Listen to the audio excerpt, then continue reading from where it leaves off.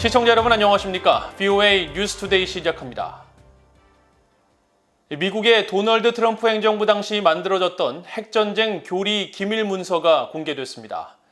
극단적 상황 속에서 미국과 동맹 그리고 우방의 핵심 이익을 지키는 목적에서만 미국은 핵무기 사용을 고려할 것이라고 명시했는데 새로운 핵태세 검토를 진행 중인 바이든 행정부의 국방부는 이 문서의 갱신 여부를 예단하지 않겠다고 말했습니다. 첫 소식 김동현 기자가 취재했습니다. 미국 합참이 지난해 4월 17일 작성한 미군의 핵전쟁 교리를 다루는 기밀 문서입니다. 이 문서는 지난 2018년 트럼프 당시 행정부가 완료한 핵태세 검토에 따른 미군의 핵작전 기획, 이행과 작전 평가를 시행하기 위한 기본 지침을 다루고 있고 합참과 통합전투사령관 예하부대들에게 적용됩니다. 정보 공개 청구법에 따라 미국 과학자연맹이 67쪽 분량의 사본을 입수해 공개된 이 문서에서 북한은 지속적으로 핵무기 역량 진전을 추구하고 있으며 확산 위험성 측면에서는 국제안보와 안정성에 긴급한 위협이라고 분류했습니다. 특히 북한의 관리들은 계속 핵무기를 포기하지 않을 것이라는 입장을 견지하고 있으며 지난 수년간 비약적으로 미사일 발사 실험을 늘려왔다고 지적했습니다. 최근 비행 실험들은 미국 본토에 도달할 수 있는 대륙간 탄도미사일을 포함한다고 덧붙였습니다. 문서는 2018년 핵태세 검토 보고서를 발표해 극단적 상황 속에서 미국과 동맹, 우방의 핵심 이익을 지키는 목적에서만 미국은 핵무기 사용을 고려할 것이라고 명시했습니다. 극단적 상황이란 적성국이 핵을 사용하지 않는 중대한 전략적 공격이 포함되며 미국 본토뿐 아니라 동맹과 우방의 국민이나 기반시설, 핵전력, 지휘 통제, 조기 경보 또는 공격 자산 역량에 대한 공격을 의미한다고 덧붙였습니다. 최근 바이든 행정부의 국방부는 새로운 핵태세 검토를 진행 중인 가운데 억제력 측면에서 핵무기 역할을 축소하는 방향으로 추진 중이라고 공표했습니다. 유라이아 올랜드 미국 국방부 대변인은 최근 공개된 합동군 교리가 여전히 유효한지 또 향후 갱신이 이루어질지 묻는 VOA 질문에 검토 진행보다 앞서 그와 연계된 파급 효과에 대해 예단하지 않겠다고 답변했습니다. 브루스 베넬 랜드 연구소 선임 연구원은 미국 민주당과 공화당의 핵 교리에는 근본적인 차이가 있다며 향후 생화학 무기 등에 대한 핵 보복 개념은 빠질 가능성이 있다고 지적했습니다. Trump talked about use of nuclear weapons against non-nuclear threats. I think that will be very much the importance of that possibility will either be very much reduced or entirely dropped.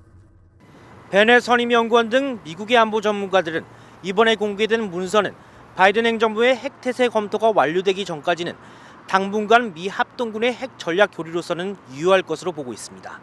VOA 뉴스 김동현입니다. 미군이 개발 중인 공중발사 신속 대응무기 프로그램의 신형 극초음속 미사일 시험 발사가 처음으로 성공했다고 미국 공군이 밝혔습니다. 미국 공군 에글린 공군기지는 최근 보도자료를 통해 780 시험 비행대대가 7일 미국의 신형 극초음속 미사일인 AGM-183A의 지상 시험 발사에 성공했으며 이번 실험을 통해 탄두 효과를 정밀하게 파악하기 위한 시험장 설계와 시공, 시험 절차, 장비 등의 데이터 처리와 수집이 성공적으로 이뤄졌다고 전했습니다.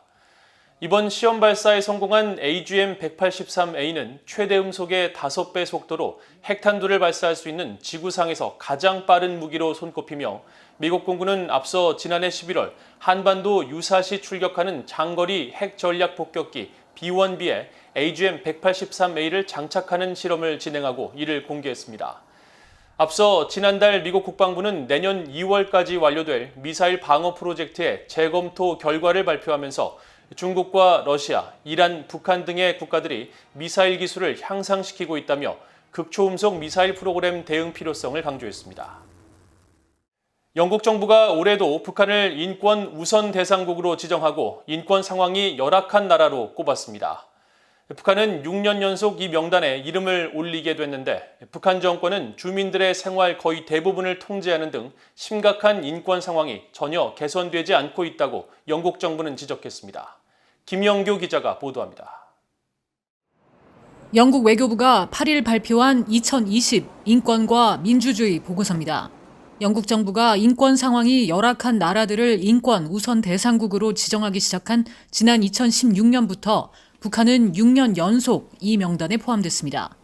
영국 외교부는 보고서를 통해 지난 한 해 동안 북한의 심각한 인권 상황이 전혀 개선되지 않았고 인권 침해는 광범위하고 체계적으로 자행되고 있으며 이에 대해 책임이 있는 자들이 여전히 처벌받지 않고 있다고 지적했습니다. 또 북한은 헌법 등 문서상으로는 표현과 종교, 언론, 집회, 결사의 자유를 보장하고 있지만 실제로는 주민들이 어떤 자유도 누리지 못하고 있다면서 북한 당국은 이 같은 인권 유린 의혹을 계속 부인하면서 유엔 인권 최고 대표 사무소나 북한 인권 특별 보고관과의 협력을 계속 거부하고 있다고 설명했습니다. 그러면서 북한 정권은 광범위하고 지속적인 인권 침해가 반인도 범죄에 해당할 수 있다는 지난 2014년 유엔 북한인권조사위원회 COI 최종 보고서 수용도 계속 거부하고 있다고 밝혔습니다. 보고서는 특히 지난해 신종 코로나 바이러스 감염증 대유행에 대응해 북한 당국이 실시한 이동 규제 조치가 국제사회의 지원 물품 배분에 심각한 영향을 미쳤다면서 북한의 엄격한 국경 통제와 이동 제한 조치는 북한 내 인도적 상황에도 악영향을 끼쳤음을 지적했습니다.